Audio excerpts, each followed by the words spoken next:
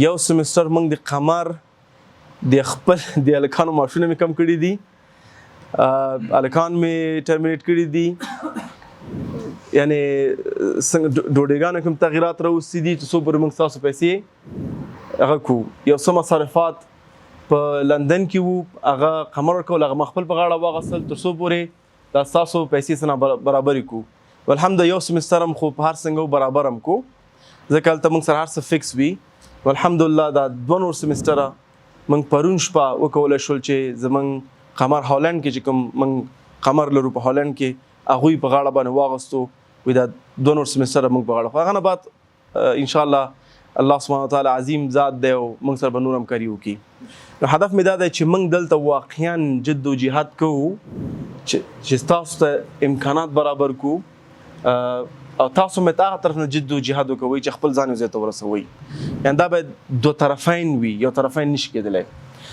موږ څه شی کوو، یو انشاءالله دنه بعد تاسو اوس یو څه ټریننګونه یو څه نه څه خو به م زده کړي وي که نه، دنه بعد موږ تاسو باید ورکشاپونه برابر کړو. دا زموږ مسؤلیت دی چې باید تاسو برابر کړو. دویم تاسو سره باید کار وکړو چې که څوک غواړي وظیفې واخلي هغوی موږ ټرین کړو چې څنګه یو ښځه وظیفه واخلي. که څوک غواړي خپل نظریاتو باندې کار وکړي هغوی سره باید همکاري وکړو چې څنګه ته خپل یو شی شروع کړي.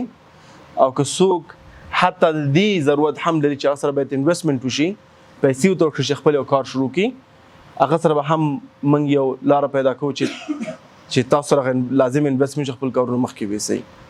خو زما هدف دا دی چې دا سکالرشپ داسې مه ګورئ چې موږ ستاسو د پوهنتون فیس ورکوو، نه داسې وګورئ تاسو ته موږ لاس درکړی دی چې ستاسو ژوند بدل شي. او د تاسو د خپل ژوند بدلول سره د 15 کسان نور ژوند بدل کوي.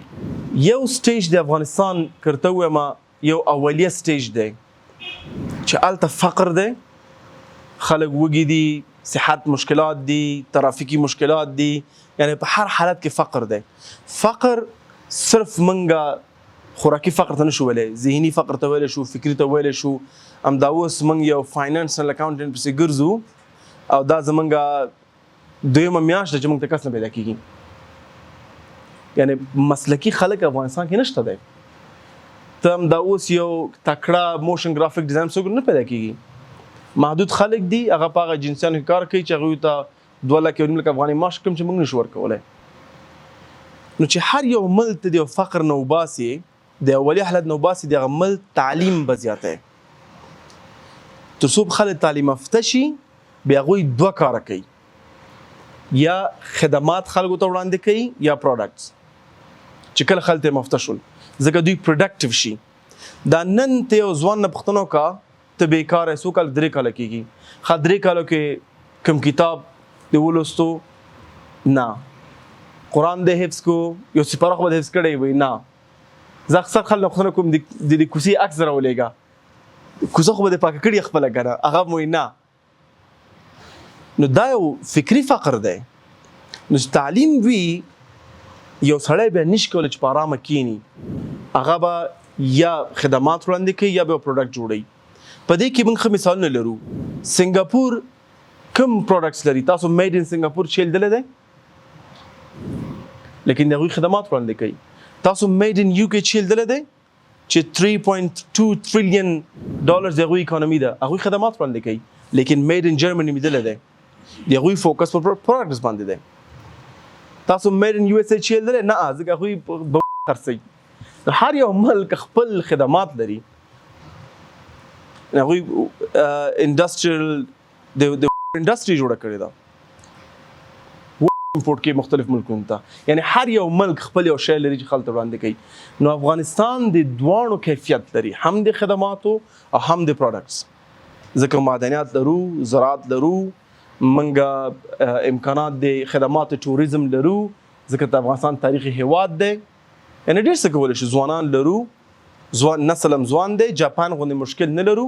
په جاپان کې زیاترین شی چې خرڅي خبر سئ ډایپرس، هغه هم د سپین ګیرو دی، د مشرانو ډایپرس زیاترین پروډکټ خرڅېږي. افغانستان کې دا مشکل موږ لرو؟ نه لرو. نو دلته موږ ډېر څه لرو، خو د ټولو شیانو حاصل دپاره موږ ته تعلیم اول دی، کلي ده چې موږ پروډکټیو پاتې شو.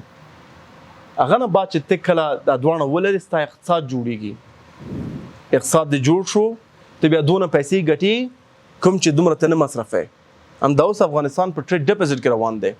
افغانستان خارجي کومکونه ضرورت لري چې خپل صحت، تعلیم دا ټول سکتورونه مخکې ویسي. بیا ستا پیسې زیاتېږي، ته خپل کوالټي اف لایف زیاتوي. نو په همدې لیول باندې ملکونه جوړېږي او آبادېږي. نو تعلیم هېڅ شی دی؟ یو ضرورت دی. نو ځکه موږ دا انتخاب کړی دی چې افغانستان په مختلفو ولایتونو کې او بیرون د افغانستان نه په ځوانانو، په ماشومانو انویسټمنټ وکړو څو پورې هغوی ځای ته ورسېږي. دا انویسټمنټ د افغانستان د آینده انویسټمنټ دی. نو تاسو باید داسې فکر ولرئ انشاءالله، او موږ سره باید یو ځای کار وکوئ. کېدای شي زموږ فکر نه وي، زموږ فکر ورته وکوئ چې دغه شي کې موږ ټرین کوي، موږ ته ګټه رسوي. دغه ځای کې زموږ ضرورت دی. که څه وسو په دواړو سترګو، که نو موږ ورونه یو، کور کې په یو دسترخوان ورور سره کښېنې، څه چې تیار هغه خوري. موږ سره هم په یو دسترخوان کښېنې چې کوم امکانات موږ درلودل هغه به مخکې واچوو، کوم نو یو ځای به کار کړو چې هغه لاس سره وړو. بل خوشخبري خبره دا چې همدا اوس زه د افغان بي سي کمپنۍ نماینده سره ناست وم. موږ 6.5 کاله په یو سیسټم کار کړی دی او نن یو غټرین امضا متوقع چې سیسټم موږ فعاله کړو. هغه باندې به موږ بحث کوو او تاسو ټول به په سیسټم کې ونډه اخلئ. هغه به هم د افغانستان اقتصاد دپاره، د صحت سکتر دپاره، د عموما د افغانستان د خیر دپاره به یو ښه سیسټم وي. همدا دلیل دی چې 6.5 کاله ډېر عمر دی. 6.5 کاله مخکې زموږ په واده نه وکړی، اوس واده کړی، ته غټ تغیرات پکې راغلي دي. نو تغیرات حتما راځي انشاءالله. نو دوه خبرې غواړم چې وکم. یو دا دی چې تاسو موږ ته نظریات راکړئ چې څه شي کې تاسو ډېر کومک پکار دی. بدون شک موږ خپل فکر لرو، تاسو هم ووایئ. یو به موږ دوه بخشې به سره کار کوو. یو دا دی چې تاسو نه انټرپرنرز جوړ کړو، خپل طرحې راوړئ، نظریات راوړئ دنیا ته.